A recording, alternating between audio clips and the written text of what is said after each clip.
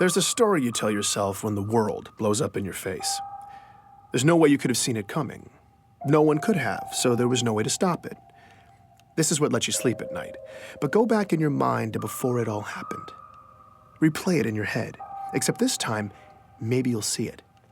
Something small, out of place. Maybe it's just a single thread, but it's the truth. Nobody saw it coming when they arrived. An alien race known as the Covenant. Before 2552, there was no way anything like that could ever happen on Earth. On one of those distant planets in the outer colonies? Maybe. But an attack on Earth? Couldn't happen. Until it did. It's called glassing. Covenant warships rain plasma down on a planet until everything and everyone on the surface melts. Usually it's complete world destruction. Earth only got a taste.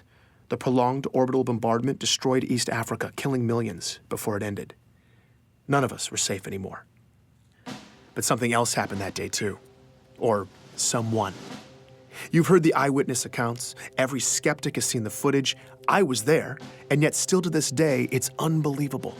A massive man in green armor appeared seemingly out of nowhere in New Mombasa, performed superhuman feats to single-handedly repel a global invasion and then disappeared? This was the Master Chief. The Unified Earth Government's military body, the UNSC, eventually released a statement. Who he is, where he came from, and that he's continuing to keep us safe. And that was that. But who is the Master Chief? Where did he come from? Is he continuing to keep us safe? I'm Benjamin Giroux, and this is Hunt the Truth.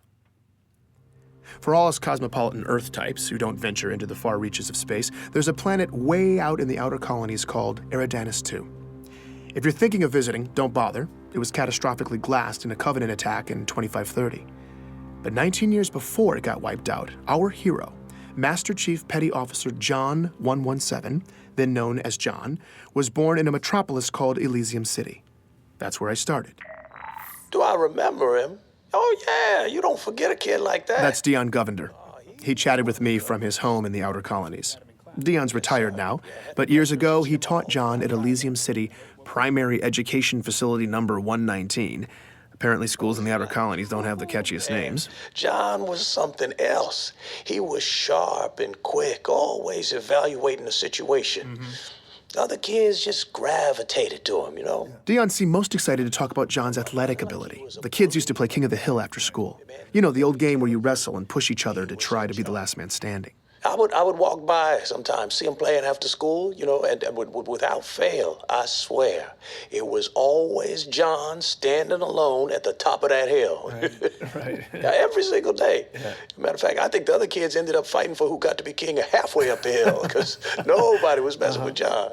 I definitely remember John. You're going way... That's Ellie Bloom, another lifelong resident of the outer colonies. When she was young, she and John lived on the same street, just a few houses down. Well, he was a little younger than me, but let me tell you, that boy did not look like a kindergartner. He was a big kid. My friend Katrina and I used to meet him in this vacant lot in the neighborhood. The three of us would build these obstacle courses out of random junk and then race.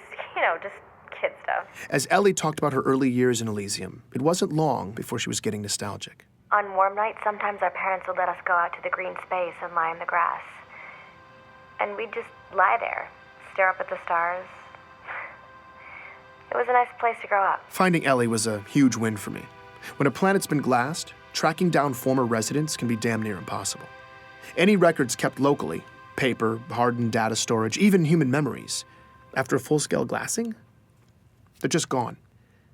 Thankfully, though, the Office of Naval Intelligence, or ONI, had furnished me with a list of interviewees. That's how I'd gotten Dion. But I wanted to go the extra mile with this story. So I'd hit up some of my old connections in the outer colonies looking for more sources. Ellie was my only hit so far. Did you keep in touch with John? No, I wasn't allowed to use Waypoint much when I was little. But I did keep in touch with Katrina. We still talk, actually. You know, she probably remembers John. I'm gonna tell her I talked to you. Wait, what was this for again? It's a military thing? Oh, no, John is the Master Chief.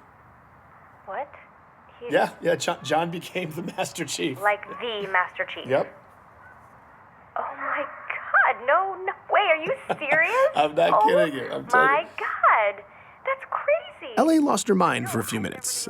I guess it's not every day you find out that your childhood playmate saved the galaxy. Oh my God, now I'm definitely telling Katrina. I mean, she is gonna freak out. All right, so maybe Ellie wasn't going to be much help. I needed more of the young warrior angle. Here's Dion Tell you again. the boxing story. No, what's that? Okay, so. Not yet. I taught the primary kids, you know, right? But I also ran this boxing league at the high school. Uh-huh. You know, second week, we're doing drills in the gym. John walks in. Yeah. Now, mind you, John is in 6th grade at the time. I say, hey, John, what's up? He says, I want to sign up for boxing. And I say, John, you're 12. You know, what are you talking about? But John was adamant. But I look at him and he ain't leaving. Right. So I said, okay, what the hell? Figure let it be a formative lesson for the kid. I don't know what it. So I put him in the ring with one of the smaller guys. John pummeled this boy. It was over in about 15 seconds, okay? So, well, all right. Well, I put him in with this bruiser. Now, a real good fighter, Yeah. okay? Good fighter. 2 punches. John laid him out. 12 years old. I liked talking to Dion. He was warm and funny in that grandfatherly memory lane kind of way.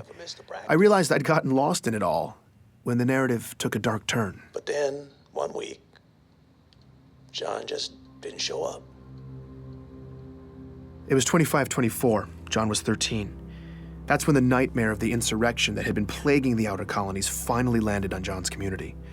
Under pressure from UNSC troops, the rebels were on their last leg, desperately seizing territory in the region and launching paranoid inquisitions to find spies.